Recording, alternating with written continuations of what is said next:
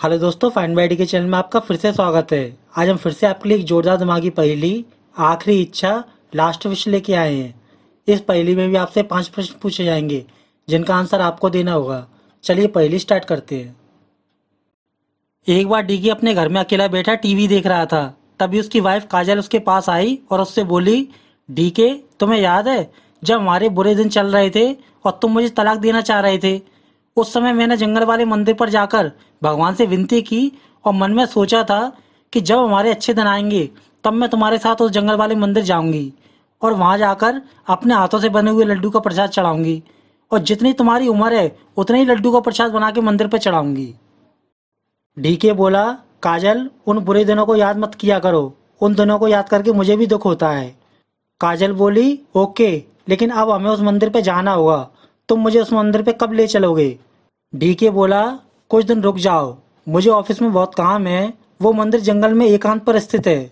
वहाँ अक्सर लूटपाट का डर लगा रहता है। अभी वहाँ जाने का सही समय नहीं है। हम कुछ दिन बाद वहाँ अवश्य चलेंगे। इतना बोल के डीके अपना काम करने लगा और काजल वहाँ से चली गई। कुछ दिन बाद वो दोनों दिन के समय मंदिर जाने के लिए घर से निकले। जंगल वाला मंदिर शहर से बहुत दूर था, इसलिए उनको वहां तक जाने में रात हो चुकी थी। सड़क पूरी तरह सुनसान थी, लेकिन फिर भी डीके तेज स्पीड में गाड़ी चलाया जा रहा था। तभी डीके के पास इंस्पेक्टर का फोन आया और डीके और काजल गाड़ी से बाहर आ गए। इंस्पेक्टर बोला, डीके, क्या तुम जंगल वाले मंदिर जा रहे हो? डीके बोला, हाँ इंस्पेक्टर साहब, क्या बात है? इंस्पेक्टर बोला, अभी अभी पुलिस स्टेशन में एक अपराधी से पता चला है कि वहाँ अपराधियों की एक नई गैंग आ गई है जो मंदिर आने जाने वालों को लूट लेती है। तुम्हारी वाइफ ने सोना या चांदी के आभूषण पहने हैं तो उन्हें उतार के रख लो, वरना वो लोग उन गहनों को लूट लेंगे। इतना बोल के इंस्पेक्टर का फोन कट गया। अब डीके इंस्पेक्टर की बात सुन के चुप हो गया। काजल बोली, डीके, क्या बात है, तुम चुप क्यों हो? डीके बोला, अभी अभी इंस्पेक्टर का फोन आया था, आगे जंगल में कुछ लुटेरे हमें लूट सकते हैं। समझ नहीं आ रहा कि क्या करें, आगे जाएं या वापस घर चलें। काजल बोली, नहीं, अब हम वापस नहीं लौटेंगे। जब तुमने मुझे छोड़ दिया था उस समय मेरी आखिरी इच्छा, लास्ट विश यही थी कि अगर तुम मुझे जीवन में फिर से मिल गए तो मैं इस जंगल वाले मंदिर अवश्य जाऊंगी। अब वो लुटेरे मेरे सारे गहने लूट भी लें, लेकिन फिर भी मैं उस मंदिर पे अवश्य जाऊंगी। डीके बोला, तुम चिंता मत करो, वो लुटेरे हमारा कुछ नहीं कर पाएंगे। दोस्तों, पहली का पहला सवाल, अब डी के लुटेरों से काजल के गहनों को कैसे बचाएगा? अपना आंसर नीचे कमेंट कीजिए।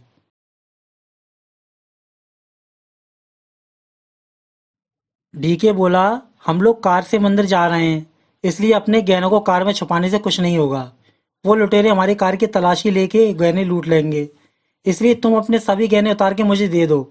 मैं इन गहनों को यहीं जंगल के पीछे गाड़ कर आ जाता हूँ और मंदिर से वापस आते समय हम लोग यहीं से अपने गहने वापस लेके घर चले जाएंगे। काजल को डीके का ये आइडिया पसंद आया और उसने अपने सभी सोने के आभूषणों को उतारकर डीके को दे दिया और डीके उनको छुपाने जंगल में चला गया। डीके ने जंगल में जाके एक पेड़ के नीचे सभी सोने के आभूषणों को नीचे गाड़ दिया। गहने छुपाने के बाद डीके वापस काजल के पास आया और अपनी कार में बैठ के दोनों आगे की ओर चले गए।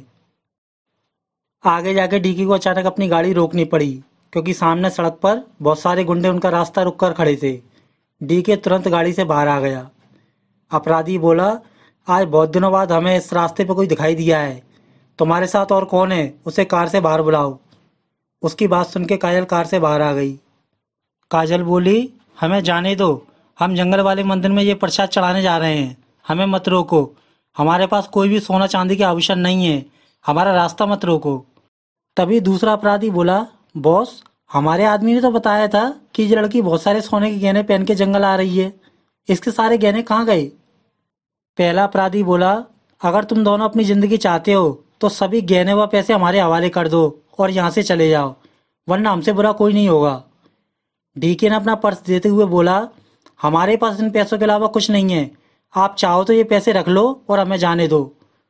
तभी एक अपराधी ने आके डीके का पर्स ले लिया और उनकी गाड़ी की अच्छी तरह से तलाशी लेने लगा। अपराधी गाड़ी की तलाशी लेने के बाद बोला, बॉस, इस गाड़ी में केवल एक मोबाइल फोन के अलावा कुछ नहीं मिला। लगता है इन दोनों ने अपने गहने यहाँ आने से पहले कहीं और छुपा दिए हैं। पहला अपराधी लड़की से बोला, तुम्हारा मोबाइल फोन कहाँ है और तुम्हारे हाथ में इस बॉक्स में क्या है? काजल बोली, मैं अपना मोबाइल फोन घर से लाना भूल गई। इस बॉक्स के अंदर लड्डू हैं जिसे हम मंदिर पे ले जा रहे हैं। अब सभी अपराधी इन दोनों को कार में बिठाकर अपने साथ अपने अड्डे पे ले गए। अब डीके और काजल एक कमरे में बंद थे। तभी डीके ने आश्चर्य से काजल से पूछा, मुझे पता है तुम अपना मोबाइल घर से लेके आई थी, गाड़ी में भी तुम्हारा मोबाइल उस अपराधी को नहीं मिला, तुमने अपना मोबाइल कहाँ छुपाया है? दोस्तों, पहली का दूसरा सवाल, काजल ने अपना मोबाइल कहाँ और क्यों छुपाया है? अपना आंसर नीचे कमेंट कीजिए।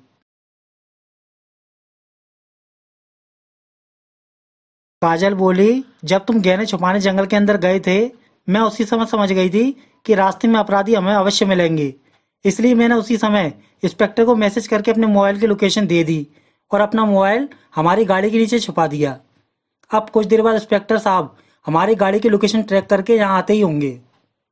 वो दोनों कमरे में बातचीत कर रहे थे, लेकिन उनको ये नहीं पता था कि कमरे की खिड़की से एक अपराधी उनकी सभी बातें सुन रहा था।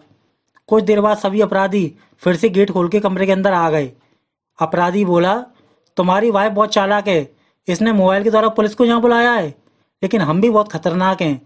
जब तक हमें सोने के गहने नहीं मिल जाते, हम तुम्हें और तुम्हारी वाइफ को नहीं छोड़ेंगे।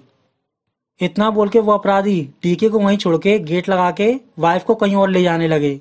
वो अपराधी उसकी वाइफ को ले जा रहे थे, तभी उसकी वाइफ खिड़की में आके चिल्लाई, डीके, हमारी माँ को मरे हुए 4 दिन हुए हैं और 7 दिन बाद उनकी 13वीं है, मुझे बचाने जरूर आना। इतना बोल के अपराधी काजल को दूसरी गाड़ी में उठा के वहां से ले गए और डीके चुपचाप से उनको देखता रहा। उनके जाने के बाद डीके सोचने लगा, मेरी माँ को मरे हुए बहुत साल हो गए और काजल की माँ भी बहुत साल पहले मर चुकी है, लेकिन ये समझ नहीं आ रहा कि अभी काजल किस माँ के मरने की बात कह रही थी। डीके अभी कुछ सोच ही रहा था कि तभी इंस्पेक्टर दरवाजे तोड़ के अंदर आ गया और डीके से बोला, डीके, आखिर हमने तुम्हें खोज ही लिया और ये सब तुम्हारी वाइफ काजल के मोबाइल की वजह से हुआ। हम काजल के मोबाइल की लोकेशन देख के यहाँ तक आ गए, लेकिन काजल कहाँ है? डीके बोला, उन अपराधियों ने हमारी बातें सुन ली और काजल को गाड़ी में बिठा के कहीं और ले गए। जल्दी चलो, काजल का मोबाइल अभी भी हमारी कार के नीचे लगा हुआ है, जिसके द्वारा हम काजल को खोज सकते हैं। इतना बोल के इंस्पेक्टर और डीके बाहर आ गए, लेकिन बाहर आके डीके ने देखा कि अपराधी डीके की कार को वहीं छोड़ गए थे। डीके ने कार के नीचे से काजल का मोबाइल निकाल लिया। डीके बोला, लगता है अपराधी जानबूझ के हमारी गाड़ी यहीं छोड़ गए और काजल को किसी और गाड़ी के अंदर बिठाकर ले गए हैं। काजल के जाते समय मैंने कमरे के अंदर से गाड़ी की आवाज सुनी थी। इंस्पेक्टर बोला, तुम्हारी वाइफ काजल बहुत बुद्धिमान है, जरा दिमाग पर जोर डालो, हो सकता है इस बार भी काजल ने अपराधियों तक पहुंचने के लिए तुम्हें कोई क्लू दिया हो। डीके बोला, नहीं, उसने मुझे कुछ नहीं बताया, लेकिन जब वो जा रही थी तब उसने मुझे खिड़की में से आकर बोला, डीके, हमारी माँ को मरे हुए 4 दिन हुए हैं और 7 दिन बाद उनकी 13वीं है, मुझे बचाने जरूर आना। जबकि हम दोनों की माँ को मरे हुए बरसों हो चुके हैं। मुझे उसके इस मैसेज का मतलब समझ नहीं आ रहा। दोस्तों, पहली का तीसरा सवाल, काजल के इस मैसेज का मतलब क्या है? अपना आंसर नीचे कमेंट कीजिए। इंस्पेक्टर बोला, मैं सब समझ गया। काजल को जिस गाड़ी के अंदर ले जाया जा रहा था, काजल ने कमरे से बाहर निकलकर उस गाड़ी की नंबर प्लेट को देख लिया होगा और उसने इस मैसेज के द्वारा अपराधियों की गाड़ी की नंबर प्लेट को बताया है। जैसे हमारी माँ को मरे हुए 4 दिन हुए हैं और 7 दिन बाद उनकी 13वीं है, अर्थात गाड़ी का नंबर बना MA4713। इस तरह हम अपराधियों की गाड़ी का नंबर मिल गया है। अब कल सुबह हम ये पता लगा लेंगे कि ये गाड़ी किसके नाम पे रजिस्टर्ड है और सभी अपराधी पकड़े जाएंगे। इतना बोल के वो दोनों वहां से चले गए। अब दूसरे दिन डीके और पुलिस वाले को गाड़ी के मालिक का पता चल गया और वो दोनों गाड़ी के अंदर बैठ के उसके एड्रेस पर जाने लगे। कुछ देर बाद वो एक फार्म हाउस पे पहुंच गए। दोनों गाड़ी से बाहर आकर देखने लगे, वहां आसपास कोई नहीं था। वहां केवल एक कमरा बना हुआ था और उसका भी लॉक लगा हुआ था। इंस्पेक्टर उसका लॉक तोड़ के अंदर चला गया। इंस्पेक्टर बोला, डीके, ताजे फ्रूट देखकर ऐसा लगता है कि तुम्हारी वाइफ काजल को इसी कमरे के अंदर बंद करके रखा गया था, लेकिन अब वो लोग उसे कहीं और ले गए हैं और काजल ने पलंग का पाइप तोड़कर दीवार पे लास्ट विश लिख दिया है। डीके, इस लास्ट विश का क्या मतलब है? डीके बोला, काजल की आखिरी इच्छा, लास्ट विश यही है कि हम दोनों एक साथ उस जंगल वाले मंदिर जाएं और लड्डू का प्रसाद भगवान को चढ़ाएं, लेकिन अपराधियों के चक्कर में हम दोनों मंदिर नहीं जा पा रहे। इंस्पेक्टर बोला, डीके, ऐसा लगता है इस बार भी काजल ने लास्ट विश लिख के हमें फिर से अपराधियों तक पहुंचने का रास्ता बताया है, लेकिन इस बार काजल लास्ट विश लिख के हमें क्या समझाना चाह रही है? दोस्तों, पहले का चौथा सवाल, इस बार लास्ट विश आखिरी इच्छा का क्या मतलब है? अपना आंसर नीचे कमेंट कीजिए।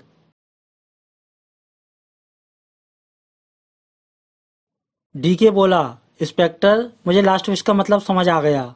लास्ट विश अर्थात काजल आज शाम उस मंदिर पे जाएगी, काजल हमें उस मंदिर पे मिलेगी। इतना बोल के वो दोनों वहां से चले गए। अब उधर काजल तीसरी जगह कमरे में बंद थी। तभी एक अपराधी उसके पास आया और उससे बोला, तुम कब तक यहीं बंदी बन के रहोगी? हमें अपने सारे सोने गहनों का पता बता दो और यहाँ से चली जाओ। काजल बोली, ओके, मैं तुम्हें अपने गहनों का पता बता दूंगी, लेकिन उसके पहले तुम्हें मेरी आखिरी इच्छा लास्ट विश पूरी करनी होगी। आज मंगलवार ट्यूसडे है, तुम्हें आज शाम मुझे उस जंगल वाले मंदिर ले जाना होगा। मैं उस मंदिर में अपने लड्डू का प्रसाद भगवान को खिलाना चाहती हूँ। तुम जैसे ही मेरी लास्ट विश पूरी कर दोगे, मैं तुम्हें अपने सोने गहनों का पता बता दूंगी। अपराधी बोला, ठीक है, आज शाम को तैयार रहना, मैं तुम्हें जंगल वाले मंदिर लेके जाऊंगा। अभी वो दोनों बातचीत कर ही रहे थे कि तभी उनका बॉस वहां आ गया और काजल से बोला, नहीं, तुम उस मंदिर में नहीं जाओगी। मुझे पता है तुम्हारा पति और पुलिस इंस्पेक्टर उस मंदिर में हमारा इंतजार कर रहे होंगे। हम फंस जाएंगे। अगर तुम चाहो तो तुम्हारे लड्डू का प्रसाद हम मंदिर तक पहुंचा देंगे। इससे तुम्हारी आखिरी इच्छा भी पूरी हो जाएगी और तुम हमें गहनों का पता बता के यहाँ से चली जाना। काजल बोली, ठीक है, तुम मेरे लड्डू का प्रसाद मंदिर ले जाओ, लेकिन मेरे लड्डू मंदिर तक पहुंचने चाहिए। मेरा पूरा लड्डू का प्रसाद मंदिर में दे के आना।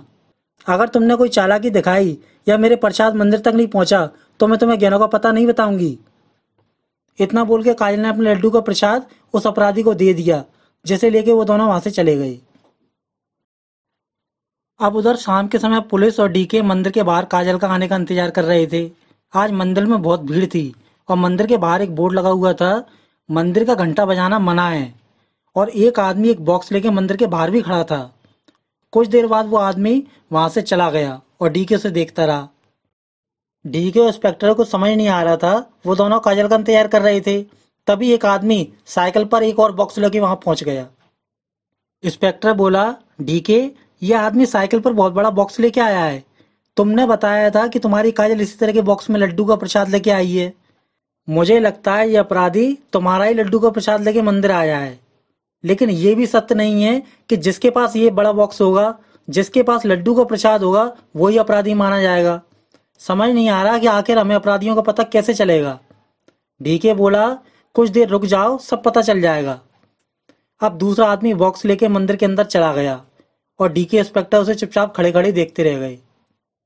डीके कुछ देर तक चुपचाप सोच रहा था, तभी अचानक डीके इंस्पेक्टर से बोला, जल्दी चलो। अब उन दोनों ने उस आदमी को मंदिर के बाहर पकड़ लिया और डीके ने उससे पूछा, काजल कहाँ है? उस आदमी ने कहा, मुझे छोड़ दो, मैं तुम्हें काजल तक ले चलता हूँ। दोस्तों, पहेली का 5वां सवाल, मंदिर में कई लोग बॉक्स वाले डिब्बे लेके आए थे, फिर डीके को कैसे पता चला कि यही बॉक्स वाला आदमी अपराधी है? अपना आंसर नीचे कमेंट कीजिए।